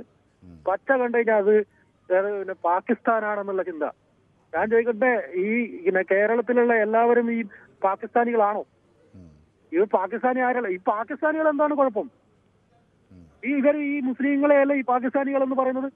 ഈ മുസ്ലിങ്ങളെ കുവൈറ്റിലും അവിടെ ഇവിടെയൊക്കെ പോയി ഈ പ്രധാനമന്ത്രി പിന്നെ എന്തിനാണ് പോകുന്നത് സന്ദർശനത്തിന്? ഈ പ്രധാനമന്ത്രിക്ക് എന്നെ താക്കീത് ചെയ്തൂടെ ഈ പറയുന്നതിന്, വർഗീയത നിറയ്ക്കുന്നതിന്? നമ്മുടെ ഇടയിലുണ്ട്, ഈ കേരളത്തിലുണ്ട് ഒരുപാട് ആൾക്കാർ. ഇതിൽ വിളിക്കുന്ന പ്രേക്ഷകർ തന്നെ ഉണ്ട് വർഗീയത തിങ്ങി നിറയുന്നവര്. ഇവര് ഞാൻ ചോദിക്കട്ടെ സാറേ, ഈ കോവിഡും ഇതും പിന്നെ പ്രളയവും ഇതൊന്നും വന്നപ്പോ ഒറ്റ ഒരു പാകിസ്ഥാനിനെയോ അതിനൊന്നല്ലല്ലോ പറഞ്ഞത്. ആര് വന്നാലും രക്ഷപ്പെടുത്താനല്ലേ പറയുന്നത് പ്രളയമൊക്കെ വന്നപ്പോഴത്തേക്ക്? അതാണ് വ്യക്തമാണ് താങ്കളുടെ ആ ഒരു വാക്കുകൾ. കാരണം ദുരന്തം വരുമ്പോൾ കൂട്ടായി കൈകോർത്ത് നമ്മൾ അതിനെ അതിജീവിച്ചവരാണ്. അതാണ് നമ്മൾ കാലങ്ങളായി ഇനി ഓർക്കേണ്ടതും. കാരണം പ്രളയമായാലും അതുപോലെ മണ്ണിടിച്ചിലായാലും ഉരുൾപൊട്ടലാകുമ്പോഴും ഒക്കെ അയൽക്കാരൻ്റെ മതം ജാതിയും ഒക്കെ നോക്കുന്നതിനപ്പുറത്തേക്ക് ഒന്നിച്ചു നിൽക്കാനുള്ള ഒരു പ്രവണതയാണ് നമ്മളിൽ കാണുന്നത്. ഷാജി വിളിക്കുന്നത് കൊല്ലത്ത് നിന്നാണ്. ശ്രീ ഷാജി, നമസ്കാരം. Happy new year. Happy new year. ആഘോഷങ്ങളൊക്കെ എങ്ങനെയാണ് നടക്കുന്നത്? ഗംഭീരമായി നടത്തുന്നുണ്ടോ? ആഘോഷങ്ങളൊക്കെ വൈകുന്നേരത്തില്ലേ, ഇനി സമയം കിടക്കില്ലേ? ആ ആ ഓക്കെ, ഞാനൊരു ചെറിയൊരു പരിഭവം പറഞ്ഞോട്ടെ. ആ അതായത് ഞാൻ രണ്ട് ദിവസത്തിന് മുമ്പ് നിങ്ങളുടെ ചാനലിലാണ്, ഈ ന്യൂസ് 18 ചാനലിലാണ് കണ്ടത് ഈ എന്താ പറയുന്നത്, ക്രൈമുമായിട്ട് ബന്ധപ്പെട്ട ഒരു കേസ്. അതായത് ക്രൈമുമായിട്ട് ബന്ധപ്പെട്ട ഒരു പ്രോഗ്രാമിലെ ഒരു ഇപ്പൊ നിർത്തിയേക്കാം. പിന്നെ പ്രതിഭ MLA-യുടെ മകനെ കഞ്ചാവുമായിട്ട് ബന്ധപ്പെട്ട് പിടിച്ചു കേട്ടോ. പ്രതിഭയും കാണിച്ചു, വാർത്തയും കാണിച്ചു, അവരുടെ മകനെയും കാണിച്ചു. എന്തെങ്കിലും ആയിക്കോട്ടെ, അവരല്ലാന്നും എന്നൊക്കെ പറയുന്നത്, അത് വേറെ എന്തെങ്കിലും ആയിക്കോട്ടെ. പക്ഷെ അതിനോട് തൊട്ട് താഴെയായിട്ട് ഒരു പ്രസിദ്ധയായ ഒരു സീരിയൽ നടി മദ്യപിച്ച് മയക്കുമരുന്ന് അടിച്ചിട്ട് പിന്നെ പിടിക്കപ്പെട്ടു എന്ന് പറഞ്ഞുകൊണ്ട് അവരുടെ പേര് പറയുന്നില്ല, അവരുടെ വീഡിയോയും ഇങ്ങനെ ബഫർ ചെയ്താ കാണിക്കുന്നത്. അപ്പൊ അതെന്താ, ഈ പ്രേക്ഷകർക്ക് പ്രതിഭയെ മനസ്സിലാക്കിയ പോലെ ഈ പിന്നെ നടിയെ മനസ്സിലാക്കാനുള്ള പ്രേക്ഷകർക്ക് അവകാശമില്ലേ ആരാന്നുള്ളത്? അതിൽ രണ്ട് കാര്യങ്ങളാണ്. ഒരു വാർത്ത പുറത്തു വരുന്നു, അപ്പൊ നമ്മൾ ചെയ്യുന്ന എന്താ, ഞാൻ അതിന്റെ ഒരു സാങ്കേതിക വശം പറയണം. നമ്മുടെ കയ്യിൽ എനിക്ക് വേറെ ഒരു കാര്യം പറയാനുണ്ട്, സമയം തരാം, നമുക്ക് ഇഷ്ടംപോലെ സമയമുണ്ട്. ഒരു പ്രശ്നം എന്താണെന്ന് വെച്ചാൽ, നമ്മളിപ്പോൾ ഒരു വാർത്ത കൊടുക്കുമ്പോൾ അതിലൊരു FIR വരികയാണെങ്കിൽ നമുക്ക്, അല്ലെങ്കിൽ അതിൽ മറുപക്ഷത്തിൻ്റെ ഒരു പ്രതികരണം വരികയാണെങ്കിൽ, ഇപ്പോൾ എനിക്കെതിരെ ഒരു വാർത്ത വരുന്നു, ഞാൻ ആ വാർത്തയിൽ വന്ന് പ്രതികരിക്കുകയാണ്, അത് അങ്ങനെയല്ല ഉണ്ടായത് എന്ന് പറയുമ്പോൾ ആ പ്രതികരണം നമ്മൾ കൊടുക്കുന്നു. അപ്പോൾ നമുക്കിത് ചെയ്യാം. ചിലപ്പോൾ നമുക്കതൊരു വാർത്ത കിട്ടുന്നു, പക്ഷേ അതിന് കൃത്യമായ വാർത്ത ഉറപ്പാണ് എന്ന ധാരണയുണ്ട്. ഇപ്പോൾ അങ്ങേ പോലൊരാൾ എന്നെ വിളിച്ചാണ് ഈ വാർത്ത പറഞ്ഞത്, അത് വളരെ വ്യക്തമായി അത് സത്യസന്ധമായൊരു കാര്യമാണെന്ന് നമുക്ക് ഉറപ്പുണ്ട്. പക്ഷേ അതിൻ്റെ FIR-ഉം മറ്റു കാര്യങ്ങളിലേക്കുള്ള ഒരു ആക്സസ് ചിലപ്പോൾ കിട്ടാതെ കുറച്ചുകൂടെ സമയമെടുക്കും എന്നുള്ളത് അങ്ങനെയൊക്കെ വരുമ്പോൾ നമ്മൾ ഇങ്ങനെ ഒരു തന്ത്രമാണത്, അത് ഉപയോഗിക്കുന്നതേ ഉള്ളൂ. അത് പക്ഷേ അത് കൃത്യമായി അതിൻ്റെ ഡാറ്റ നമുക്കത് നാളെ അവരൊരു കോടതിയിലോ മറ്റിടത്തോ ചെന്ന് ഇത് പറയുമ്പോൾ അത് പറയാനുള്ള ഒരു കൃത്യമായ ഒരു തെളിവ് നമ്മുടെ കയ്യിൽ കിട്ടുമ്പോൾ നമ്മളത് കുറച്ചും കൂടി വിസ്തരിച്ച് പറയും. അത് അങ്ങനെ അതിനെ കാണുള്ളൂ. അല്ലെങ്കിൽ ഞങ്ങൾക്ക് ഇപ്പോൾ ഒരു നടിയുടെ പേര് മറപ്പിച്ച് വെക്കാനോ അല്ലെങ്കിൽ ഏതെങ്കിലും ഒരു MLA അപമാനപ്പെടുത്താനോ ഒന്നും ഞങ്ങൾ ആഗ്രഹിക്കുന്നില്ല. അത് വാർത്തയുടെ ഒരു ഭാഗമായി വരുന്നു എന്ന് മാത്രമേ ഉള്ളൂ. ആയിക്കോട്ടെ. പിന്നെ ഇന്നത്തെ വിഷയമായിട്ട് ബന്ധപ്പെട്ട് വിജയരാഘവന്റെ പ്രസംഗം പറഞ്ഞു. അത് എനിക്ക് തോന്നുന്നത് വെച്ചാലേ, പണ്ട് ഒരു കവലയിൽ ഒരാൾ എന്നോട് പറഞ്ഞു, പിന്നെ ശങ്കരേട്ടന്റെ ഭാര്യ മോശക്കാരിയാണെന്ന് രാമേട്ടൻ പറഞ്ഞു എന്നുള്ള അഭിപ്രായം എനിക്കില്ല എന്ന് പറഞ്ഞു. ഈ കേട്ട ഒരാള് ശങ്കരേട്ടന്റെ ഭാര്യ മോശക്കാരിയാണ് എന്നുള്ള ഭാഗം മുറിച്ചോണ്ടങ്ങ് പോയി. മനസ്സിലായല്ലോ? അതാണ് ഈ വിജയരാഘവന്റെ ഈ പ്രസ്താവന മുറിച്ചെടുത്ത് ആവശ്യാനുസരണം ഇവിടെ വിനിയോഗിക്കുന്നത്. അത് ഇടയ്ക്ക് പുട്ടിന് പീരിയിടുന്ന പോലെ താങ്കൾ കൊടുക്കുന്നുണ്ട് ഇടയ്ക്കിടയ്ക്ക്. അപ്പൊ മനസ്സിലായില്ലേ? അപ്പൊ അതുകൊണ്ട് പക്ഷെ അത് വിവാദമാവും, അത് മാത്രമേ ഞാൻ ഒരുപാട് നല്ല കാര്യങ്ങൾ പറയും, ഒരു ചെറിയ തെറ്റ് ചെയ്യും, അതാണല്ലോ പുറത്ത്. അതാണ്. പക്ഷേ ഇതിലെന്താ പ്രശ്നം എന്ന് വെച്ച് കഴിഞ്ഞാൽ, ഇത് പൊതുവെ ഒരു ചിന്താഗതി പല ആളുകളിലേക്കും ഒരുപക്ഷെ ആ വാർത്ത അങ്ങനെ വന്നതുകൊണ്ടും കൂടി ആകും കേട്ടോ. അദ്ദേഹം പലരും ചൂണ്ടിക്കാണിച്ച പോലെ 1 മണിക്കൂർ പറഞ്ഞ കാര്യമല്ല. ഞാൻ 2 ദിവസത്തിന് മുമ്പേ എനിക്ക് സംസാരിക്കാനുള്ള പിന്നെ ഒരു സാധ്യത തരാതിരിക്കാൻ താങ്കൾ ഭയങ്കരമായിട്ട് സംസാരിക്കുകയും ചെയ്തു. ആകെ 8 മിനിറ്റ് കണ്ടാ സംസാരിച്ചു. പക്ഷെ അതിനകത്ത് ഞാൻ 2-3 വാചകം മാത്രമേ ഞാൻ സംസാരിച്ചു. എനിക്ക് അതിനകത്ത് എന്റെ അഭിപ്രായം പ്രകടിപ്പിക്കാൻ പോലും കഴിയില്ല. മനസ്സിലായി? അപ്പൊ പിന്നെ ഞാൻ അത് വല്ല രാഷ്ട്രീയ കൊലപാതകമായിട്ട് ബന്ധപ്പെട്ട കേസുകളായിരുന്നു. നമ്മൾ അതിനൊന്നും ന്യായീകരിച്ചതായിരുന്നില്ല. ഞാൻ ന്യായീകരിച്ചതായിരുന്നില്ല. പക്ഷേ പിന്നെ അങ്ങനെ പറയുമ്പോൾ, ഇങ്ങനെ ഒന്ന് വെള്ളരിപ്രാവിനെ പോലെ പറയുമ്പോൾ ഞാൻ പറഞ്ഞത്. അതായത് 1 മണിക്കൂർ അങ്ങ് ഇതിനെ മുഴുവൻ രാഷ്ട്രീയ കൊലപാതകങ്ങളെ മുഴുവൻ എതിർത്തിട്ട് പിന്നെ ഒരു 1 മിനിറ്റ് അതിനെ ന്യായീകരിക്കുമ്പോൾ ഉണ്ടാകുന്ന ഒരു പ്രശ്നം ഈ വിജയരാഘവന്റെ പ്രസംഗത്തിൽ സംഭവിച്ച പോലെ സംഭവിക്കാം. അതുകൊണ്ടാണ് ഞാൻ അതല്ല. അപ്പോൾ താങ്കൾ എന്ന് പറയുന്നത് ഇന്നലെ ആണെങ്കിൽ ഒരു കൊലപാതകം ചെയ്ത CPM-ന്റെ പ്രതികളായിട്ടുള്ള ഒരു ലിസ്റ്റ് അങ്ങ് വായിച്ചു. അന്നേരം മറ്റേ വേറെ ഒരു സുരേന്ദ്രനാണ്, ഞാൻ പേര് കൃത്യമായിട്ട് ഓർക്കുന്നില്ല, അദ്ദേഹം അത് നല്ല രീതിയിൽ അവതരിപ്പിച്ചു. അപ്പൊ നമ്മൾ ലിസ്റ്റല്ല വായിച്ചത്. അതായത് CPM-നെ ഇങ്ങോട്ട് ആക്രമിക്കാതെ നിങ്ങൾ അങ്ങോട്ട് മാത്രം ആക്രമിച്ചവരെ ലിസ്റ്റാ വായിച്ചത്. അതിനൊക്കെ എനിക്ക് അതിന്റെ കൂലങ്കക്ഷമായിട്ട് എല്ലാത്തിന്റെയും അതാണ് ഈ തർക്കം അതിലാ വരുന്നത്. അതായത് ഇവര് എന്നോട് പറയുന്നത് ഇത് പ്രതിരോധിക്കുന്നു, ഇങ്ങോട്ട് കൊല്ലുന്നു, വളരെ ഞങ്ങളുടെ ഇത്രയും ആളുകളെ കൊല്ലുമ്പോൾ ഞങ്ങൾ കുറച്ച് ആളുകൾ ആ സംഘർഷത്തിൽ അങ്ങോട്ട് ആക്രമിക്കുന്ന സാഹചര്യം വരുന്നു എന്ന് പറയുമ്പോൾ തിരിച്ചിങ്ങോട്ട് ഒരു അക്രമവും ഇല്ലാത്ത മനുഷ്യരെ കൊന്നതിന്റെ കഥയാണ് ഞാൻ പറഞ്ഞത്. അപ്പൊ അത് ഞാൻ സ്ഥിരീകരിക്കുന്നത് ഇത്രയേ ഉള്ളൂ. കൊലപാതകങ്ങൾക്കൊരു രാഷ്ട്രീയമില്ല, അത് ഒരു ന്യായീകരണവുമല്ല, അതൊരു ഇടതുപക്ഷവുമല്ല. ആ കൊലയാളികളെ ഏറ്റെടുക്കേണ്ട കാര്യം ഇടതുപക്ഷത്തിനില്ല. ഒരു കാര്യം വിഷമത്തോടെ പറയട്ടെ, ഈ ഞാൻ കോഴിയിറച്ചി തിന്നും, പക്ഷെ എന്നെ ഞാൻ വിളിക്കുന്നത് സസ്യബുക്ക് എന്നാണ്. എല്ലാരും എന്നെ വിളിക്കേണ്ടത് സസ്യബുക്കെന്നാണ് എന്നതുപോലുള്ള നിഷ്പക്ഷത ഇവിടെ മാധ്യമരംഗത്ത് കാണുന്നുണ്ട്. ഏത് മാധ്യമത്തിനകത്ത് അങ്ങനെ കാണുന്നത് എനിക്കറിയില്ല. അല്ല, അങ്ങനെ കാണുന്നുണ്ട്. അത് ഞാൻ നിഷ്പക്ഷനാണെന്ന് പറയും. CPM-നെ ഇടതുപക്ഷത്തിന് എതിരെ കിട്ടുന്ന ചെറിയ നിങ്ങളിപ്പോൾ ഞാൻ വിജയരാഘവന്റെ കാര്യം പറഞ്ഞ പോലെ നിങ്ങൾ ചെയ്തു. ഞാൻ 1 മണിക്കൂർ സുധീഷിന്റെ കൊലപാതകത്തെക്കുറിച്ച് പറഞ്ഞു, ധീരജിന്റെ കൊലപാതകത്തെക്കുറിച്ച് പറഞ്ഞു, അഭിമന്യുവിന്റെ കൊലപാതകത്തെക്കുറിച്ച് പറഞ്ഞു. ഇതൊന്നും നിങ്ങൾ കേട്ടില്ല. നിങ്ങൾ ശരത്ലാലിന്റെ കൊലപാതകത്തെ മാത്രമേ കേട്ടുള്ളൂ. അതാ പ്രശ്നം, അവിടെയുള്ളൂ ഈ പ്രശ്നം. ഇത് വിജയരാഘവന്റെ കാര്യത്തിലുണ്ടായതുപോലെ എന്റെ കാര്യത്തിലുണ്ടായി, അത്രേ ഉള്ളൂ. നമ്മൾ നേരത്തെ പറഞ്ഞ പോലെ മഴ കൊണ്ടൊരു മനുഷ്യനെ അമ്മയുടെ മുന്നിലിട്ട് വെട്ടിക്കൊന്ന കഥ ഞാൻ പറഞ്ഞില്ല. കാര്യം കഥയല്ല വാസ്തവം, യഥാർത്ഥം, ദുരന്തം, നടുക്കുന്ന ഓർമ്മ ഞാൻ പങ്കുവച്ചില്ലേ? പക്ഷെ നിങ്ങൾ കേട്ടില്ല. അല്ലെങ്കിൽ പത്രത്തിലൂടെ ബാക്കിയുള്ള കാര്യങ്ങളിലൂടെയൊക്കെ നമുക്ക് ഏറെക്കുറെയൊക്കെ അതിനെക്കുറിച്ചുള്ള തീവ്രത കിട്ടുന്നുണ്ട്. ഞാൻ പറഞ്ഞത് നമ്മൾ സഭ്യമായ രീതിയിലേ പറയുന്നുള്ളൂ.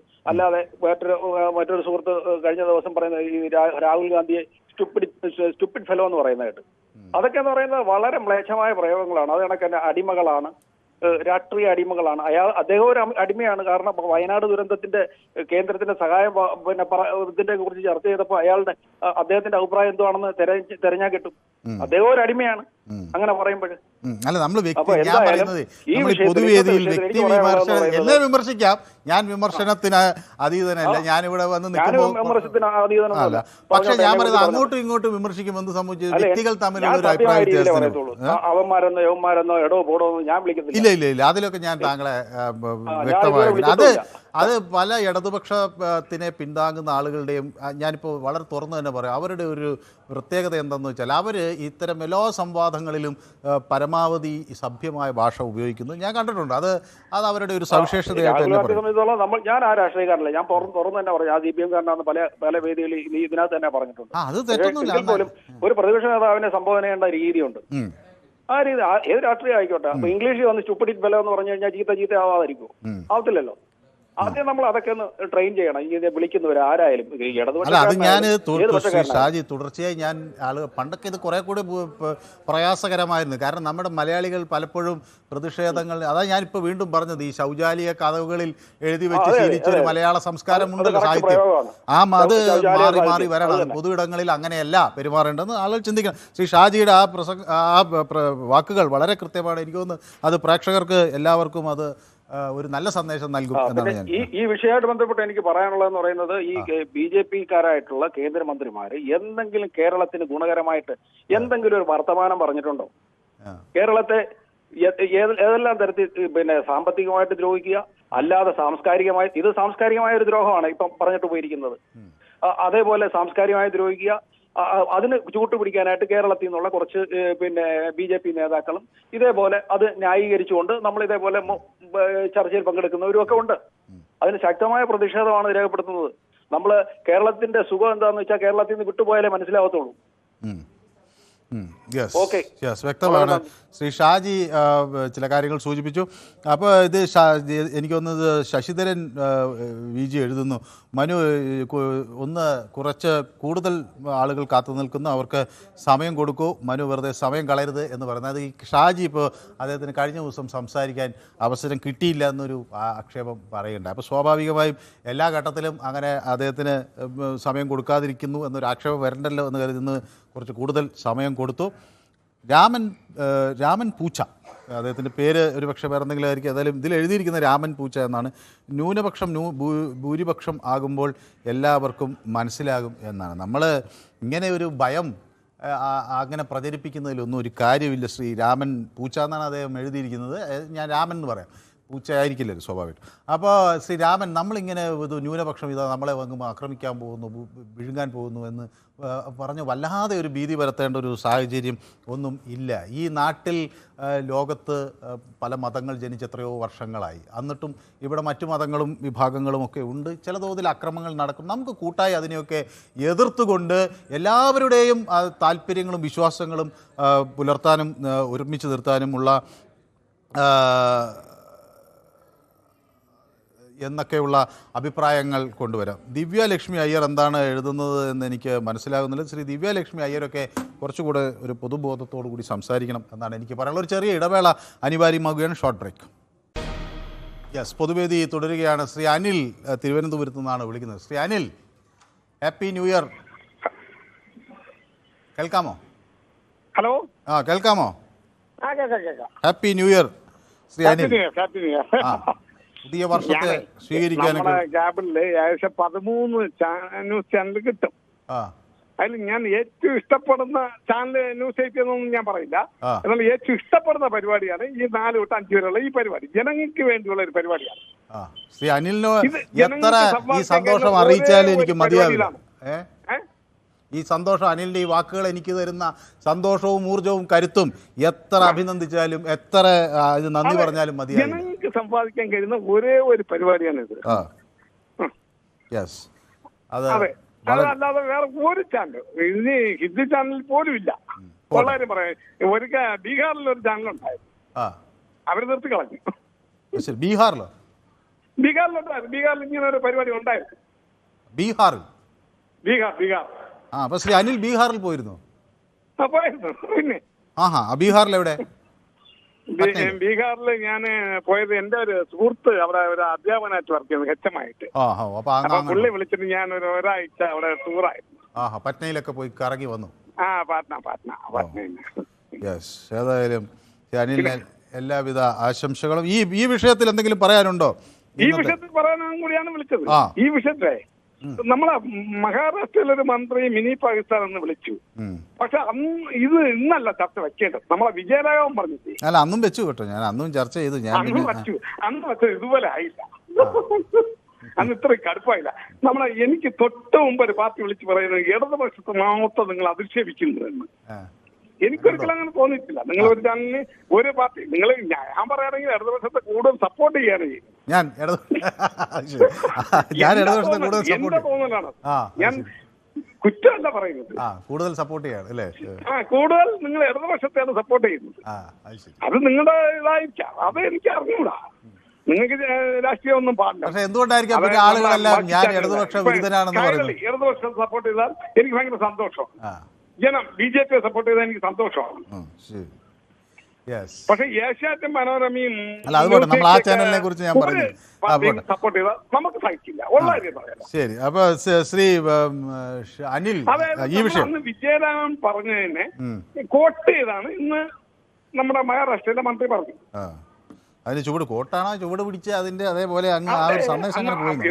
മഹാരാഷ്ട്രയിലെ മന്ത്രിക്ക് അറിഞ്ഞൂടല്ല, ഇന്നൊക്കെ ആകെ അറിയാന്നുള്ള എന്താണ്, നമ്മുടെ PFI നിരോധിച്ചപ്പം ഏറ്റവും കൂടുതൽ ആൾക്കാരെ അറസ്റ്റ് ചെയ്തത് കേരളത്തിൽ നിന്നാണ്.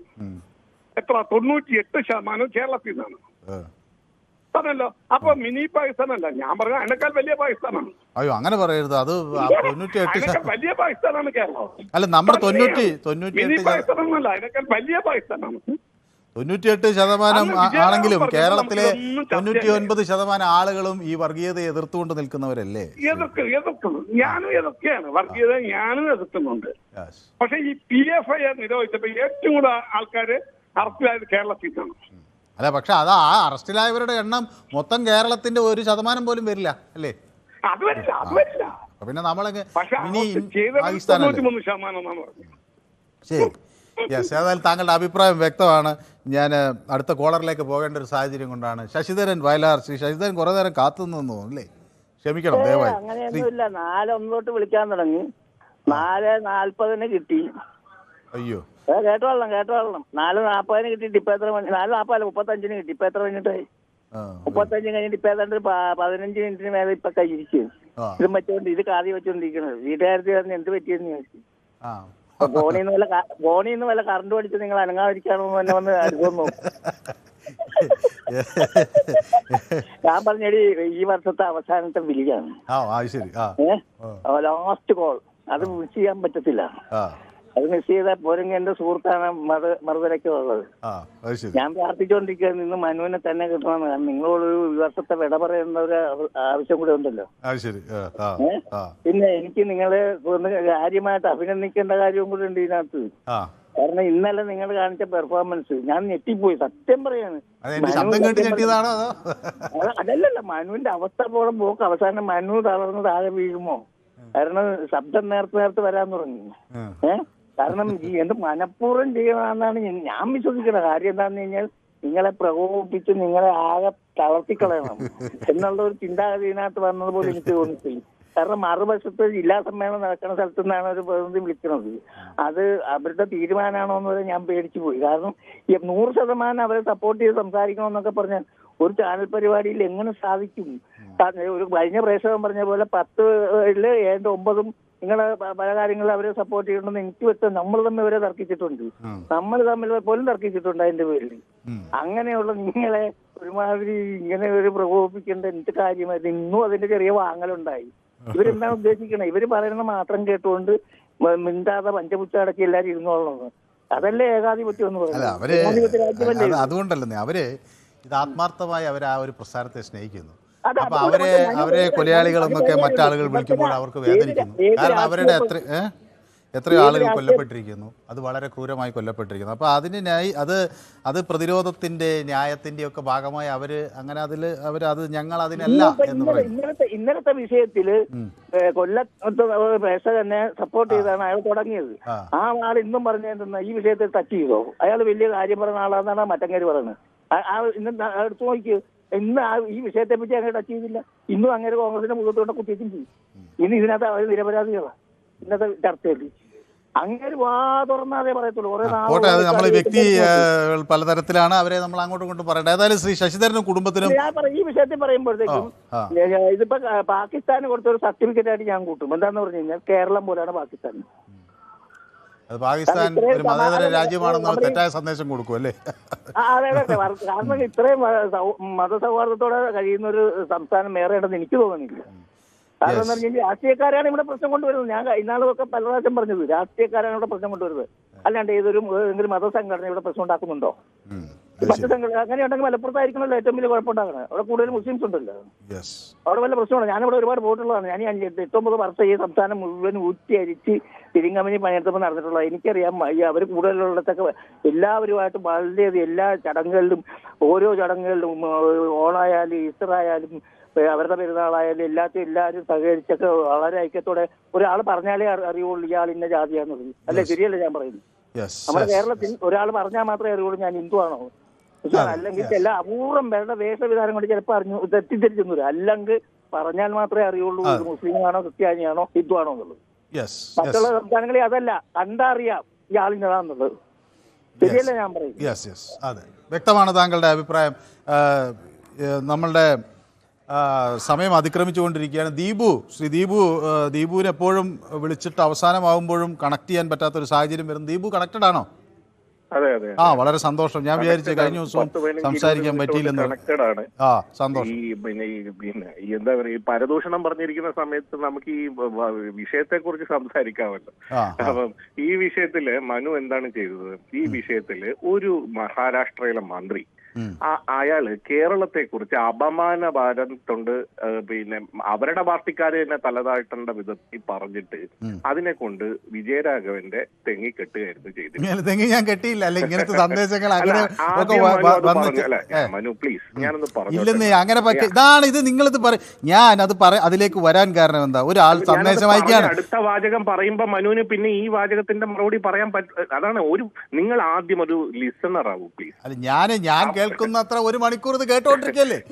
ഞാൻ പറയട്ടെ, ഒന്നാമത് സമയമില്ല. അതായത് അപ്പോ മനു ആദ്യം അത് പറഞ്ഞു. അതിനുശേഷം മനു വളരെ കൃത്യമായി വിജയരാഘവൻ പറഞ്ഞത് എന്താണെന്നും എന്താണ് അതിന്റെ സന്ദർഭം എന്ന് പറഞ്ഞതോടുകൂടി പിന്നെ അതിനെപ്പറ്റി പ്രത്യേകിച്ച് പറയേണ്ട ഒരു അവസ്ഥ വന്നിട്ടില്ല. ഇതാണ് ഞാൻ പറയാൻ വന്നത്. അപ്പൊ ഇനിയിപ്പോ മനുവിന് ഈ ഒരു യുദ്ധത്തിന്റെ ആവശ്യം ഉണ്ടായിരുന്നില്ലല്ലോ. അതാണ് പറയാൻ അനുവദിച്ചാൽ നമ്മൾ എന്താണ് പറയുന്നത് കേട്ടിട്ട് അടുത്ത വാചകത്തിലേക്ക് പോകാം. അപ്പം അങ്ങനെയാണ് വന്നത്. ഈ പറയുന്ന മഹാരാഷ്ട്ര മന്ത്രി, അയാളുടെ പേരുച്ചരിക്കാൻ പോലും എനിക്ക് അപമാനമുണ്ട്.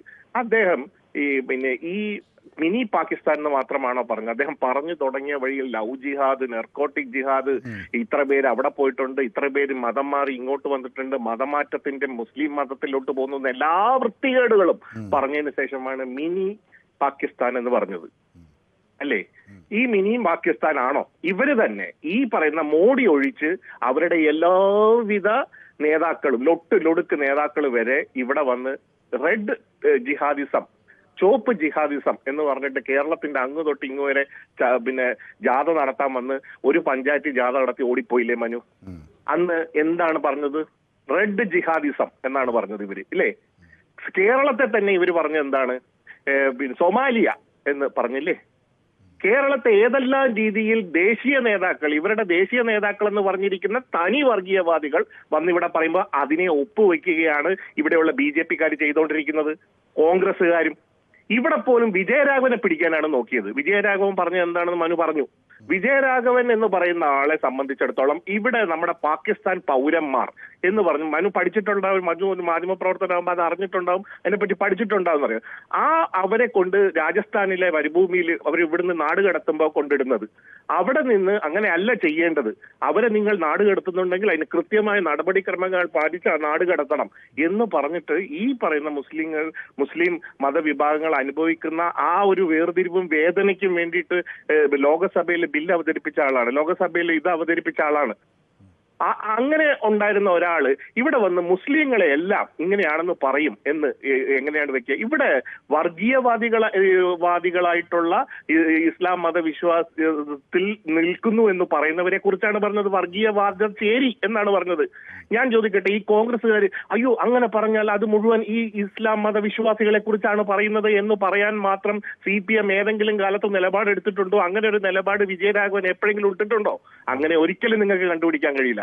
മാത്രവുമല്ല, ഇവിടെ ജിഹാദി വിജയൻ, സുഡാപ്പി വിജയൻ എന്ന് കേൾക്കുന്നില്ലേ? അത് എന്തിന്റെ പേരിലാണ് കേൾക്കുന്നത്? മാത്രവുമല്ല, ഈ പറയുന്ന ഈ കോൺഗ്രസ് ഇവിടെ ദേശീയ തലത്തിൽ അവിടെ വടക്കേ ഇന്ത്യയിൽ മുസ്ലിം ലീഗിന്റെ പച്ചക്കൊടി കണ്ടാൽ ഇതാ വർഗീയവാദികളാണ്, പാകിസ്ഥാൻകാരാണ് എന്ന് പറയുന്നത് കൊണ്ടിട്ട് അവരുടെ അസ്തിത്വം പോലും ഇല്ലാതാക്കിയവരല്ലേ, അവരെ ഷണ്ഡീകരിച്ചവരല്ലേ, ഈ കൊടി മാറ്റി നിങ്ങൾ മുണ്ടിനടിയിൽ വെച്ചിട്ട് വരണമെന്ന് പറഞ്ഞവരല്ലേ. അവിടെ അത് പറയില്ല, അത് പറഞ്ഞാൽ അവിടെ പ്രശ്നമാകും അത്രേ. അപ്പൊ നാളെ BJP ഇതാ നിങ്ങൾ മുസ്ലിം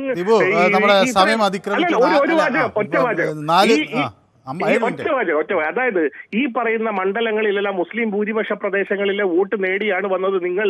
അപ്പൊ ഇവരെല്ലാം ഇവര് തള്ളിക്കളയുവോ? അവര് തള്ളിക്കളയും മനു. അതാണ് കോൺഗ്രസ്. ഒരു കാലം ഇവിടെ ഇടതുപക്ഷം അതിന്റെ അവസാനം വരെ മതേതരത്വത്തിന് വേണ്ടി വാദിക്കുന്നവരാണ്. അതിനുവേണ്ടി ഒരുപാട് പേരെ ഈ തെരുവീതികളിൽ നഷ്ടപ്പെട്ടിട്ടുണ്ട്, RSSകാർ കൊന്നൊടുക്കിയിട്ടുണ്ട്. അതിന്റെ കഥകൾ നമ്മൾ പറഞ്ഞിട്ടുണ്ട്. അടുത്ത ദിവസങ്ങളിലേക്ക് നമുക്ക് കടക്കാം. ഏതായാലും ദീപു, ഈ സമയം അതിക്രമിച്ചതുകൊണ്ടാണ് ഞാൻ 7 മിനിറ്റോളം സമയം തന്നു, മറ്റാർക്കും കൊടുക്കാനും കഴിഞ്ഞില്ല. ഏതായാലും മറ്റുള്ളവരും ദയവായി ക്ഷമിക്കണം. പൊതുവേദി നാളെയും ഉണ്ട്, അപ്പോൾ നമുക്ക് സ്വാഭാവികമായും കൂടുതൽ വിഷയങ്ങൾ അതിലേക്ക് ചർച്ച ചെയ്യാം. ജയകുമാർ പറയുന്ന ഇടതുപക്ഷ മഹാരാഷ്ട്ര മന്ത്രിയെ കൊണ്ട് പറയിച്ചതാണെന്ന് പറയുന്നു. തമ്പിച്ചൻ 1, 2, 3 പറയുന്നു national human rights committee trust national president MR. Yes, ഈ ഇന്നത്തെ വിഷയം ഞങ്ങൾ യൂട്യൂബിലും പ്രേക്ഷകർക്ക് മുന്നിൽ ചർച്ചയ്ക്ക് വെച്ചിരുന്നു. വിജയരാഘവൻ്റെ പരാമർശം അടിത്തറയായോ എന്ന ചോദ്യം വലിയ വിഭാഗം ആളുകൾ അതിനെ അംഗീകരിക്കുന്നു. എന്നാൽ 14% ആളുകൾ അങ്ങനെയല്ല എന്ന് പറയുകയും ചെയ്യുന്നു. ഇന്നത്തെ പൊതുവേദി ഇവിടെ സമാപിക്കുകയാണ്. എല്ലാവർക്കും പുതുവത്സരാശംസകൾ. പ്രത്യാശയുടെ, പ്രതീക്ഷയുടെ, സ്നേഹത്തിൻ്റെ ഒരു നല്ല വർഷം ഉണ്ടാകട്ടെ എന്ന് ആഗ്രഹിക്കുന്നു. നന്ദി, നമസ്കാരം.